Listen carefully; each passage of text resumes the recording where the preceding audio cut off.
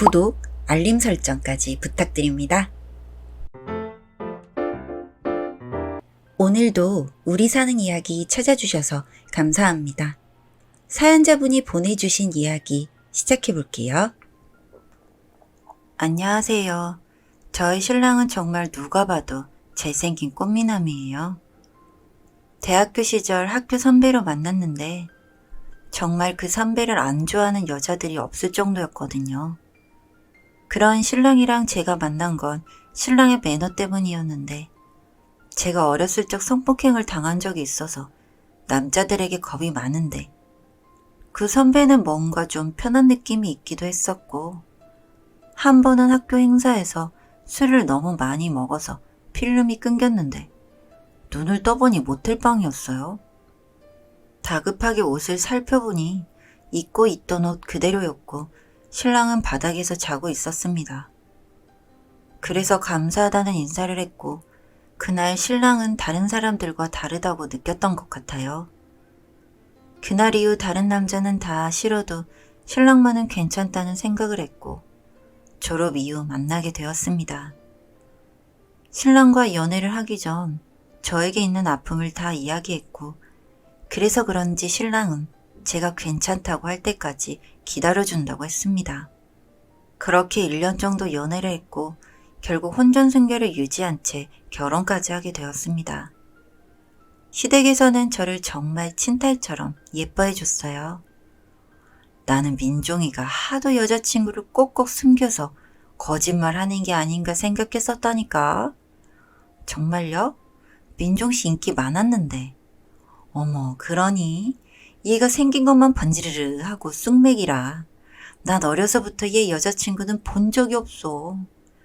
그래서 우리 민지 보는데 얼마나 반가웠는지 몰라. 하, 그런가요? 신랑은 그저 옆에서 머쓱하게 있고 저는 그런 신랑이 더욱 좋았습니다. 그리고 저희의 신혼생활이 시작되었고 신랑에게는 친한 친구가 몇 명 있었어요. 저도 다른 남자들은 좀 겁이 나는 게 있긴 한데 신랑의 친구들이니 마음이 편하기도 해서 자주 만났습니다. 그러다 한 번은 그 친구들이 술을 좀 많이 마셔서 한 방에 재우고 신랑에게 안방으로 들어가자고 했는데 친구 한 명이 방으로 들어가는 신랑에게 의리가 없는 놈이라느니 결혼하더니 변했다느니 그런 말을 하더라고요.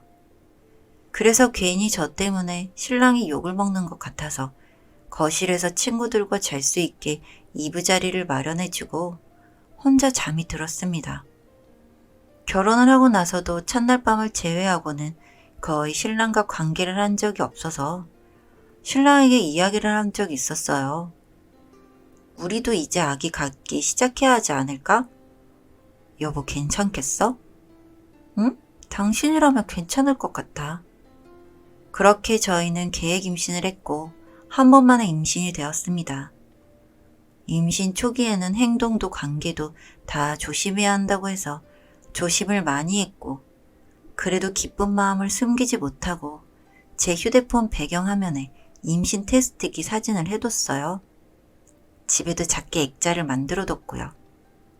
그러다 신랑의 친한 친구가 집으로 놀러를 오기로 했고 생각보다 빨리 도착해서 친구가 신랑보다 먼저 왔습니다. 평소처럼 인사를 하고 그래도 신랑이 없는 빈집에 둘이 있기는 못해서 마트에 가서 과일을 좀 사오겠다고 하고 나왔는데 다시 집으로 돌아오니 액자가 깨져 있었고 신랑 혼자 집에 덩그러니 있더라고요. 종은 씨는? 아, 급한 일 있다고 먼저 갔어. 어머, 액자가 깨졌네? 안 다쳤어? 괜찮아. 과일 줘. 내가 씻을게. 그리고 그날 이후로 저에게 안 좋은 일들이 조금씩 생기기 시작했습니다. 제가 병원을 가려고 나섰는데 우연히 신랑의 친구를 만나게 되었고 그 친구가 병원에 함께 가게 되었어요. 친구랑 약속이 있었는데 시간이 좀 남았다고 하면서요. 그래서 병원까지 차를 얻어 타고 왔는데 병원을 나올 때까지도 그 차가 있더라고요. 저는 택시를 타고 집으로 갔고 며칠 뒤 마트를 가는데 어떤 차가 제 옆을 쌩 하고 지나갔는데 차 번호를 보니 그 차였습니다. 신랑에게 이 이야기를 하니까 그럴 리 없는데 급한 일이 있었나 보다 하고 이야기를 하더라고요.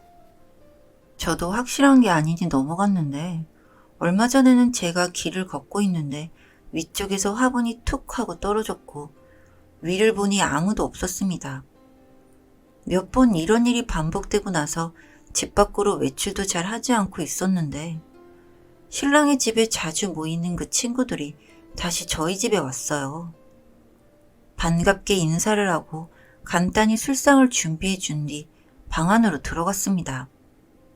그날도 친구들은 신나게 놀았고 잠결에 들으니 신랑과 다른 친구 한 명이 언성을 높이는 소리가 들렸지만 깊이 잠에 든 터라 내용은 듣지 못했습니다. 다음날 보니 친구 몇 명은 이미 자리를 뜨고 간 후였습니다. 그리고 오랜만에 병원에 가는 날이라 택시를 타러 가는데 한 아이가 오더니 저에게 주스를 건넸어요. 언니 예뻐요. 이거 드세요. 이거 나 주는 거야? 고마워. 동네 꼬마가 건네준 주스를 아무런 의심도 없이 저는 마셨고 그대로 의식을 잃었습니다. 눈을 떠보니 병원이었고 저의 옷에는 피가 많이 묻어 있었습니다. 걱정스러운 가족들이 보였고 병실 모퉁이에서 안절부절 못하는 신랑도 보였어요. 자초지종을 모르니 제가 먹은 음료수에 뭔가 다른 물질이 들어있었고 지나가던 사람이 피를 흘리는 저를 보고 119에 신고를 해서 병원에 왔다고 하더라고요.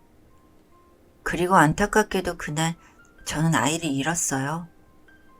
며칠간의 입원을 끝내고 집으로 돌아오니 미처 정리하지 못한 아이의 물건들이 있었습니다. 곧 안정기에 들어가는데 그런 사고로 저는 아이를 잃었고 경찰이 수사를 해서 동네 꼬마를 찾았는데 모르는 남자가 저의 지인이라고 하면서 음료수를 가져다 주라고 했대요. 제가 아기가 배에 있어서 목이 마를 테니 가져다 주면 좋아할 거라고 하면서요. 그 아이는 아무것도 모른 채 저에게 음료를 준 거고요. 아이를 탓할 수도 없었고 경찰은 CCTV를 추적하여 범인을 찾고 있었습니다. 수사가 길어지자 힘이 들어지기 시작했고 집에서 무기력하게 하루하루를 보내고 있었는데 그때 집에 손님이 왔습니다. 음료를 들고 집에 찾아온 사람은 신랑의 친구인 종훈 씨였어요. 재수 씨, 몸은 좀 어떠세요?